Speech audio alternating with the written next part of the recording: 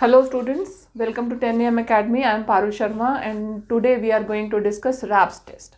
Okay, we have written this statement of RAPS test. Test का statement क्या कहता है?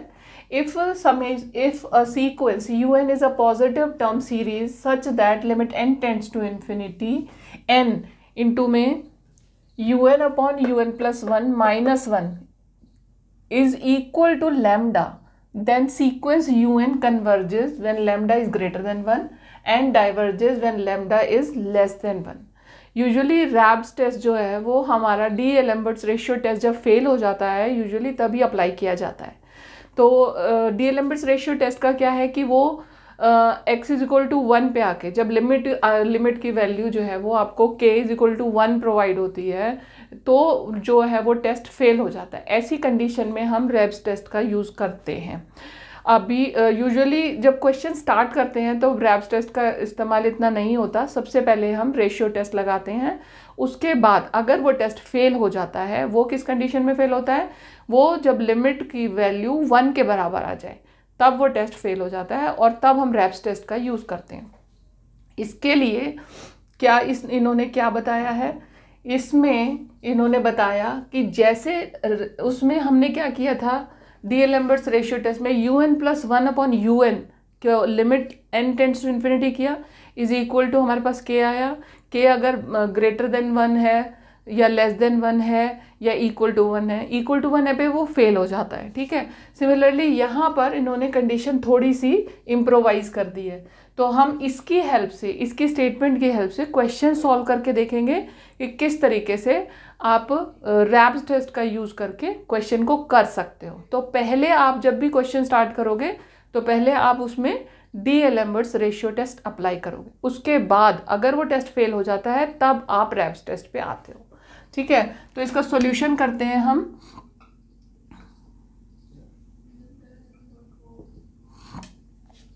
सबसे पहली बात कि आप इसमें अपने एक जनरल टर्म बनाओगे. जो आपकी सीरीज आपके सामने गिवन है इसमें एक जनरल टर्म क्रिएट करो. जो इसकी nth टर्म बनाओगे वो है un. अब un कैसे बनेगी, अब आपको जनरल टर्म बनाने के लिए उसकी हर टर्म को आप ऑब्जर्व करोगे, उसमें एक फॉर्मूला जनरलाइज करोगे. तो ऊपर वाली टर्म्स को आप जब देखो तो इसमें क्या है, 1 से स्टार्ट है. फर्स्ट टर्म है 1 से स्टार्ट है. सेकेंड टर्म है 1 से स्टार्ट है, कहाँ तक जा रहा है 3n-2. 4 को अगर हम पुट करें 3n-2, 3 इंटू में 1 -2. ठीक है. इस तरीके से 3 इंटू में 2 -1 -2. ठीक है. तो 4 हो गया.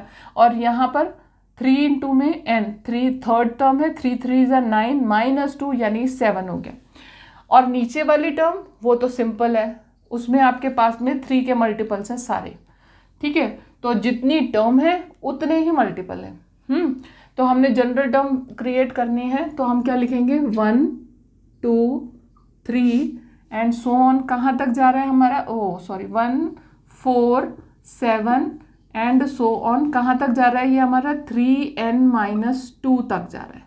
ठीक है. और नीचे क्या है, सिंपल 3 के मल्टीपल्स है हमारे पास में. और 3 के मल्टीपल्स कहाँ तक जा रहे हैं, 3n. यहाँ पर जैसे थर्ड टर्म है तो 3n तक पहुँच रही है वो टर्म. ठीक है. तो हमने लिखा यहाँ पे 3 6 9 and so on up to 3n. अब हमने इसको ब्रैकेट में बंद किया, स्क्वायर लगाया. ठीक है. ये हो गया आपका. ये तो हो गई nth टर्म. अब हम क्योंकि हम रेशियो टेस्ट अप्लाई कर रहे हैं, डी एलम्बर्ट्स टेस्ट अप्लाई कर रहे हैं, तो un प्लस 1 भी निकालेंगे. तो ये हो गया 1 4 7 एंड सो ऑन 3 -2.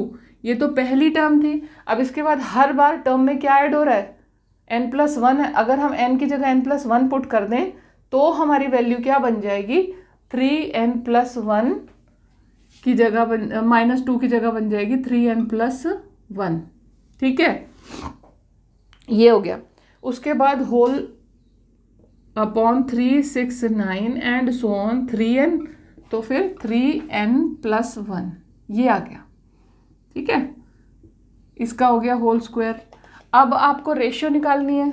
रेशियो निकालिए un+1 अपॉन un. अब इसमें आप क्लोजली ऑब्जर्व करो तो आपके पास में आखिर में बचेगा क्या, इसको पहले आपने un+1 को ऊपर रखा, तो ये है 1 4 7 and so on 3n+1 whole upon 3 6 9 3n+1। और यहाँ पर हम एक सेकेंड लास्ट टर्म ज़रूर लिखते हैं क्योंकि कैंसिल करने में हमें कन्फ्यूजन नहीं होता। ये हो गया स्क्वायर। और दूसरा हम क्या करेंगे, रेसिप्रोकल कर दिया, रेसिप्रोकल करके 3 6 9 and so on up to 3n आ गया whole upon 1 4 7 and so on up to 3n-2 आ गया। ये सारी ये क्योंकि ये भी स्क्वायर है, ठीक है, ये सारी की सारी टर्म्स इससे कैंसिल हो गई और ये सारी की सारी टर्म्स इससे कैंसिल हो गई। बचा क्या हमारे पास में, हमारे पास में बचा 3n+1 होल अपॉन 3n+3 का होल स्क्वायर। लिमिट लगा दी, limit n tends to infinity un+1 upon un, ठीक है, ये लगा दिया हमने। इसमें हम लिमिट भी लगा देते हैं साथ में, यहाँ पे लिमिट लगाई, limit n tends to infinity 3n+1 upon 3n+3 का होल स्क्वायर। अब ये 3n+3 क्यों हुआ, क्योंकि ये 3n+1 टर्म थी, तो 3n+3 हमने इसका ब्रैकेट खोल दिया, ये आ गया हमारे पास, ठीक है। अब n से ऊपर और नीचे अगर हम डिवाइड करें तो क्या बनेगा, limit n tends to infinity 3+1 upon n upon 3+3 upon n। अब ये जो दोनों टर्म्स हैं ये तो हो जाएंगे 0 और बचा क्या 3/3 यानी कि 1, और 1 का स्क्वायर क्या होगा 1 होगा। अब यहाँ पर आके आपका जो टेस्ट है वो फेल हो जाता है। हमने यहाँ पर लिखा नहीं है अप्लाइंग डी-एलेम्बर्ट्स रेशियो टेस्ट, ठीक है, रेशियो टेस्ट हमने लिखना चाहिए था, ये लिख दिया। अब यहाँ पे हम लिखेंगे कि टेस्ट फेल्स क्यों फेल हुआ, एज k = 1 आया, k = 1 पे ये रेशियो टेस्ट फेल हो जाता है। Now applying Raabe's test, now applying Raabe's test, ठीक है। अब हम रैब्स टेस्ट अप्लाई करेंगे। रैब्स टेस्ट में क्या है, limit n tends to infinity n into में un upon un+1 -1 is equal to lambda. अगर लैम्डा जो है वो ग्रेटर देन 1 है तो कन्वर्ज होगा, और अगर लेस देन 1 होगा तो डाइवर्ज होगा, ठीक है। तो इसमें ये टर्म बना ले, ये है हमारे पास में un अपॉन un+1 तो हमने ऑलरेडी यहाँ पे बना रखा था, इसी को हम रेसिप्रोकल कर देते हैं।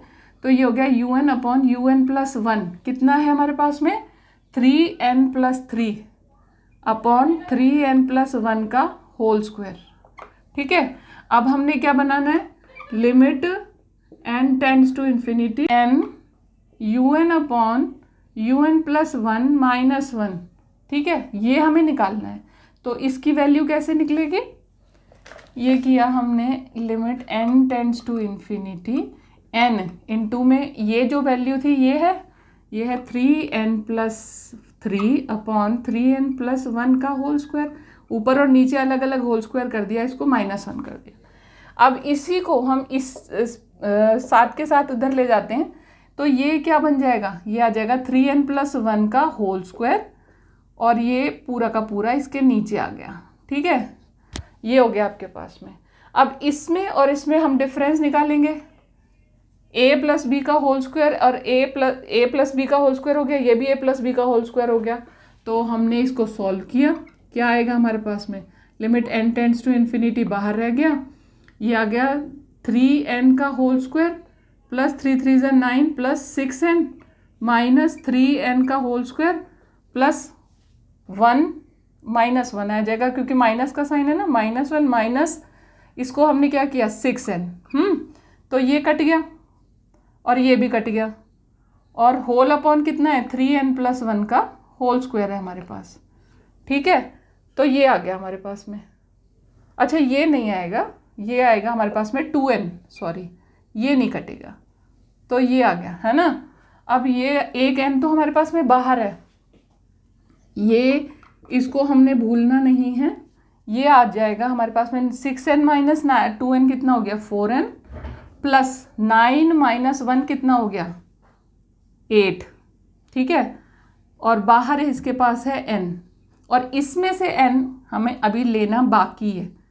इसमें से सब में से n को कॉमन ले लिया तो क्या बन गया हमारे पास, ये हो गया n कॉमन लिया n स्क्वायर, ठीक है, 4 + 8 अपॉन n whole upon n square, इसका भी कॉमन ले लिया बाहर तो ये हो गया 3 + 1 अपॉन n इसका होल स्क्वायर। तो n स्क्वायर से n स्क्वायर कैंसिल हो गया, तो ये कितना आ गया हमारे पास, ये आ गया 4/3 आ गया। जो हमारे पास में रैप्स टेस्ट में लिमिट आई, क्या आई, limit n tends to infinity, lambda की वैल्यू कितनी आ गई, 4/3 आ गई। अब जो 4/3 है वैल्यू वो 1 से बड़ी है, अगर 1 से बड़ी है तो जो सीक्वेंस सीरीज है वो कन्वर्ज होगी। तो इस तरह से रैप्स टेस्ट का इस्तेमाल हम, जब हमारा डी-एलेम्बर्ट्स रेशियो टेस्ट फेल हो जाता है तब हम रैप्स टेस्ट का यूज़ करते हैं। और इसमें जब ये फेल हो गया तब हमने इसको लगाया, हमारे पास वैल्यू कितनी आई है, हमारे पास आई 4/3 which is greater than 1, that means UN will be convergent. अब है second example of Raabe's test. इस सेकेंड एग्जाम्पल है test for the convergence of the series 3/7x, 3 × 6/7 10x², 3, 6, 9 and so on, ठीक है। अब इस सीरीज का भी हम एक पहले जनरल टर्म बनाएंगे, उसको हम डी-एलेम्बर्ट्स रेशियो टेस्ट लगाएंगे। अगर वो टेस्ट फेल होता है तो हम रैप्स टेस्ट का यूज़ करेंगे, ठीक है। तो सबसे पहले हम जनरल टर्म बना लेते हैं, ठीक है। जनरल टर्म क्या बनेगी, UN = ये देखो यहाँ पर हमारे पास 3 है, 3, 3, 6, 3, 6, 9, यानी कि जो 3 का मल्टीपल्स हम यूज़ कर रहे हैं। और नंबर ऑफ टर्म्स कितनी है, नंबर ऑफ टर्म्स कितनी है, जितनी जो नंबर ऑफ टर्म्स उतनी ही हैं जितनी की जो भी हमारे पास में टर्म है। यानी जैसे nth टर्म है तो n टाइम्स हमने 3 का मल्टीपल यूज़ किया, 3n तक जाएगा, यानी कि जैसे 3, 3 से 9 तक गया तो ये आ गया हमारे पास में 3, 6, 9 and so on up to 3n whole upon नीचे क्या है 7, 10, 13। अब ये इसके लिए क्या लिखोगे, इसके लिए हमने बनाओ फर्स्ट टर्म में आप क्या अप्लाई करोगे, 3 × 1, ठीक है, तो 3 × 1 = 3 + 4, दूसरा क्या है 3 × 1 = 3, 3 × 2 = 6 + 4 10 बन गया, 3 × 3 = 9 + 3 बन गया, +4 = 13 हो गया। इस तरह से आपकी टर्म बन गई। तो आपने लिखा 7, 10, 13 एंड सो ऑन, फिर क्या आ गई टर्म 3n + 4, ठीक है। अब n + 1th टर्म भी बनाएंगे इसी तरह से, ये हो गई 3, 6, 9 and so on up to 3n, और फिर 3n + 1 whole upon 7, 10, 13 and so on 3n + 4। ये तो थी हमारी nth की टर्म, और इससे नेक्स्ट एक और टर्म बनेगी, वो क्या बनेगी 3n + 1 + 4, ठीक है। अब ये बन गई। अब हम फिर से इसमें क्या अप्लाई करेंगे, d'Alembert's ratio test, applying d'Alembert's ratio test, ठीक है।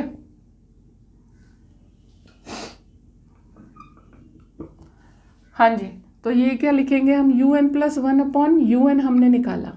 इन दोनों को बार बार लिखने के बजाय मैं सीधा निकाल दूं तो इसकी टर्म्स तो नीचे आएंगी और इसकी आएंगी ऊपर सीधी, तो इसकी टर्म्स में से क्या बचेगा ऊपर 3n + 1, और इसकी टर्म नीचे क्या बचेगा 3n + 1 + 4, 3 × में n + 1 + 4 बचेगा, ठीक है। इसको सॉल्व करो 3n + 3, और इसको सॉल्व किया तो कितना आ गया 3n + 7 हो जाएगा, ठीक है। ये आ गया हमारे पास। अब हम इसमें लगाएंगे लिमिट, हमने लिमिट लगाई, limit n tends to infinity UN + 1/UN = limit n tends to infinity 3n + 3/3n + 7। अब n को नीचे ले जाओगे तो limit n tends to infinity 3 + 3/n हो गया, और यहाँ क्या हो गया 3 + 7/n हो गया। तो ये हमारे पास क्या गया 3/3 बचा, 3/3 यानी कि 1 हो गया, तो इक्वल टू आ गया 1। तो हमारा जो है ना वो टेस्ट हो गया फेल। हमने यहाँ पर एक चीज़ छोड़ दी, वो क्या थी हमारी x की टर्म। तो nth टर्म के साथ x⁻n है और n + 1th टर्म के साथ xn + 1 है, ठीक है। तो जब हमने un प्लस 1/un किया तो हमारे इस टर्म में एक x भी होगा ही, तो ये आ गया हमारे पास में x। तो हमारे पास यहाँ पर क्या आया, यहाँ पर आया x, ठीक है। अब x आने के बाद अगर ये x आ गया तो इसकी वैल्यू पे डिपेंड करता है कि रेशियो हमारा जो रेशियो टेस्ट है वो हमारा एप्लीकेबल है या नहीं।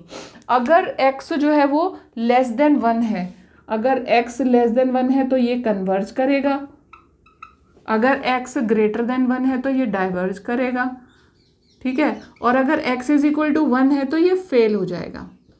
अगर x इज इक्वल टू 1 आता है तो हम क्या करेंगे, उस केस में हम रैप्स टेस्ट का यूज़ करेंगे, ठीक है। मैं यहाँ लिखती हूँ in that case in case x is equal to 1 we apply Rabb's test, ठीक है।